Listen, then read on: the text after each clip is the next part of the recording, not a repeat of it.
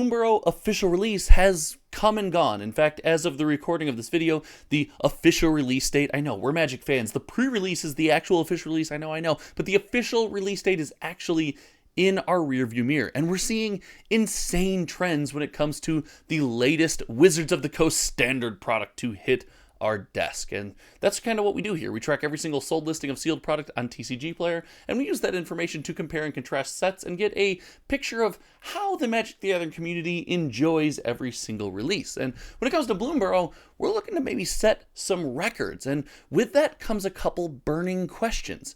Is this set going to have everything that comes with being a massive pop-off popular set? The insane, crazy box prices, the massive staples, the number of hits, and the longevity to go along with all of it. Yeah, that's right. I want to talk about Bloomburrow's long-term prospects in this video, both for players, collectors, and yes, people who care about the value of cards and the boxes. So there's a lot to unpack here, and there's a lot of comparisons to be made to other very successful Magic the Gathering standard releases. Lost Caverns of Ixalan, I'm looking at you, and we got to get going if we're going to get into all of that today. So let's get started.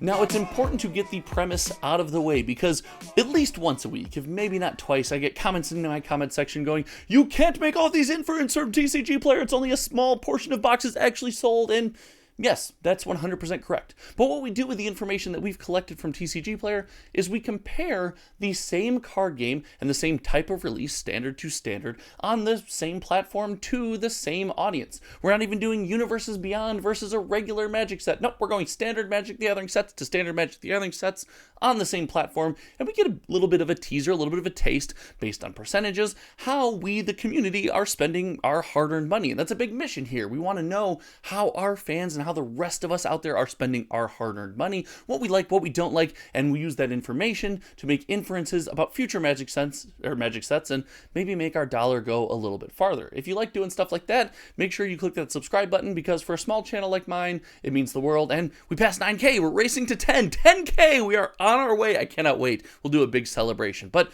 aside from all of the crazy YouTube subscribe stuff, it is worth noting Bloomburrow is going absolutely ham. I'll be doing a live stream going over all of the exact numbers. You can find them yourself at cardboardfinance.com, and applications supported completely by the channel members here. And it just goes to show we love the theme of this set. It feels like a Magic the Gathering set again. And for anyone who didn't think that mattered, well, the number of Bloomburrow boxes and the steady price of these products should show you rather differently. A quick recap, the Play Booster box, which I anticipated to go down into the 120s, is still holding around the 140s, and the Collector Booster box, as of the recording of this video, is still sitting around the 225 to 230 mark. This is all before shipping and taxes, and these prices are just clear, so I like to talk about that. And with all that comes the idea that, wow, for a product that has a ton of boxes out there, Wizards of the Coast, not exactly known for short printing their products,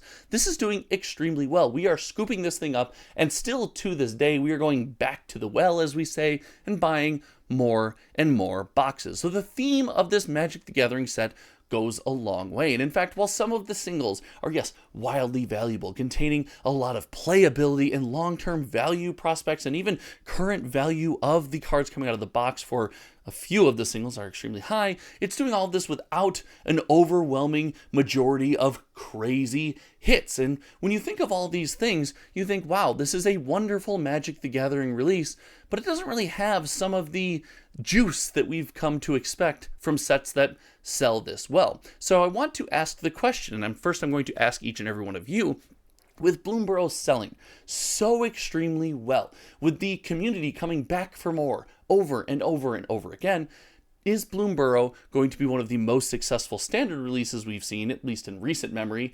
And is the value of the box going to continue to climb and maybe even spike? So I want to know what you think about those things, and actually, I'm going to answer my opinion right here, right now. When it comes to the long-term value of the cards in the box for Bloomburrow, I do expect to see some shifting, some manipulation. Listen, a lot of these cards fall under Magic's new design principle. The idea that we're going to have this long-running standard. The idea that we're not going to necessarily put all of the Commander cards in the play booster box. There's been several shifts in the design of Magic the Gathering product and cards with the release of Bloomburrow, and while a lot of them are subtle, it has affected the value of singles on the secondary market. If you take a look at the play booster box and the things you are, let's just call it likely to pull from the play booster box, there's not a ton of overwhelming, crazy value there. Yeah, there's a couple big hitters and a couple cards that'll help you get the value of your pack back, if not come pretty close. But other than that, even some of the most fun designs that are making waves across multiple formats, these cards are not crazy expensive. And this creates kind of an oasis, a wonderful ecosystem for people that just scream, buy singles all day long, and they don't understand that, yeah, sometimes people just really like to open boxes, and that's totally okay. But the value of these singles is something I don't expect to take massive shifts. And for the most part, that's pretty standard when it comes to Magic. Most singles don't come out and make absolute waves and pop off. In fact, when something like Atraxa comes out and doubles, triples, and I think even quadruples in value over the first month of the release of the set, it's so noteworthy we make entire videos about it. I expect this to be more stable than some of the crazy ups, downs, and all arounds that we've seen with singles in the set. Now, take that for what it's worth. I don't personally love Commander. I love 60 card one-on-one Magic. I think it's a beautiful expression of the game, and I really look into that when I look at a lot of these card values and their playability, and there's a lot of fun to be had. But the sealed box price, in my opinion, is far more interesting to talk about, because we have kind of two sides of a coin almost just pulling against each other and fighting each other for absolute supremacy in this win of best standard Magic the Gathering set trophy award that I've created right now. And when it comes to the price of the box, I lean into the stability of Bloomburrow. Listen, I've talked about it on this channel before, and I'll talk about it again in the future. Stability with Magic the Gathering releases, especially standard releases, is extremely healthy. I am not getting into today what I think Wizards of the Coast should sell a booster box for. You can let me know in the comment section below what your opinion is, considering inflation and all the factors that you might want to consider. That is not what this is about. This is about the idea that a product comes out, we as a community have decided we are going to pay a price for it, and the box stays steady at that price. Now, bonus points if our game store ecosystem, the local game store where most of us go to play and enjoy Magic the Gathering, can actually sell that product and, oh, I don't know, be a business that makes a profit. When you have those things combined in this wonderful dance, this beautiful ecosystem that is built by, well, not by Wizards of the Coast, but by game store owners and people like you and I, then I think you have a recipe for a wildly successful Magic release. But this set, as we mentioned before, is missing something. And while I love the stability, we have previous sets like Lost Caverns of Ixalan, for a direct example, where the collector booster box mooned. It skyrocketed. It went bonkers, banana pants, absolutely insane. And it begs the question, is that going to happen with Bloomburrow? Now, I will go ahead and tell you right away, nothing I'm about to say is financial advice. Nothing should be considered financial advice. I am a guy who loves Magic the Gathering and makes YouTube videos in his free time in his basement.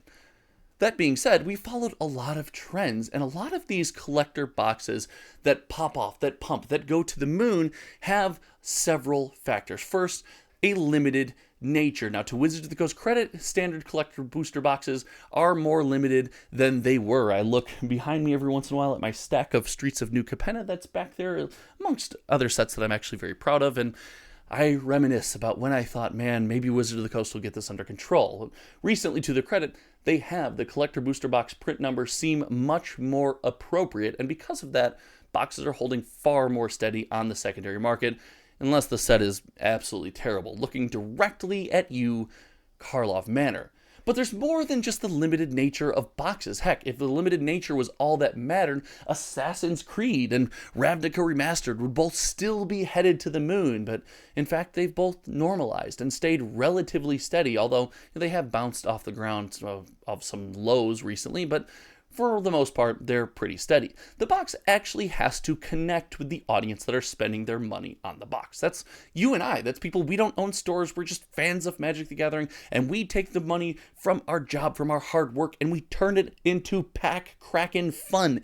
And when we do that at a good level, well, the box price goes up. But we need to be motivated and have a reason to do that. And we mentioned before, Bloomburrow leans into this idea of a wonderful Magic the Gathering set, the back and forth. The cards feel better to cast. The limited play experience is a ton of fun. And while all of this is great, it's not really the reason to go to the well when it comes to the collector booster box. We'll use the example from before, a Lost Caverns of Ixalan, and the reason we open that box is, well, it has all of the juice of everything else we mentioned, and it has massive hits. The box was extremely limited. It was scooped up on release for a popular set. We liked the theme, the motif. It felt like a Magic the Gathering set. And you can get some crazy bonkers cards out of the box. Heck, there's mana crypts in there that on TCG Player are listed at thousands of dollars. And will they sell at thousands of dollars? I don't really know. I haven't looked into the singles data for those because it's irrelevant. The fact that you can pull that goes above and beyond. And we've seen this in the past. I know Lord of the Rings is an outside IP and it attracts people to the box for other reasons, but that box price spikes a lot because of the serialized cards, because of, at one point, the idea of the One Ring and the serialized Soul Rings, and even the special Christmas edition re-release, more Lord of the Rings-ish Lord of the Rings release, had some of the same effect. And this is the big thing, in my opinion, that's missing from Bloomburrow. While there's a ton of really fun hits and great Magic the Gathering cards that people will love to play, it's missing that juice. What's going to push it above and beyond? What's going to make this thing pop? And because of that, I actually don't think Bloomburrow collector boosters are going to head to the moon anytime soon. But the other factors we outlined, the love of the set, the beauty of the cards, I think is going to keep them off hitting, any kind of bottom in recent history or in the recent future. But only time will tell. If it does, we'll make a video about it right here. And if you hit that notification bell, you'll be notified when that video goes live. But I really do believe that this is going to be a more stable release than ever. We are going to see play booster boxes continue to sell extremely well. And while we are looking at possibly the best-selling standard Magic the Gathering set that we have ever collected data and done analytics on, I don't believe we are looking at a recipe for crazy pumping value box prices. I think we're actually going to have a relatively stable experience and continue forward. And in my opinion, this is where Magic the Gathering lives the best. But do you think I'm wrong? Do you think the market's going to crash and go down to the ground? Do you think it's going to pump and we're going to see $350, almost $400 collector booster boxes like we currently see with Ixalan and other sets in recent memory? If you think that, I am open to hearing you out in the comment section below, and if you like your comment, I might even respond to it, as I'm pretty busy these days, but I try to get to it. Heck, if you want more direct access, I'll put a link to the Discord down below. Thank you so much for hanging out today. It's been a ton of fun. I'm back from Gen Con. I get to make some videos again. I hope you guys had a great week. I hope you continue to enjoy the content of the channel, and we will talk to you next time. All right, see you everyone. Goodbye.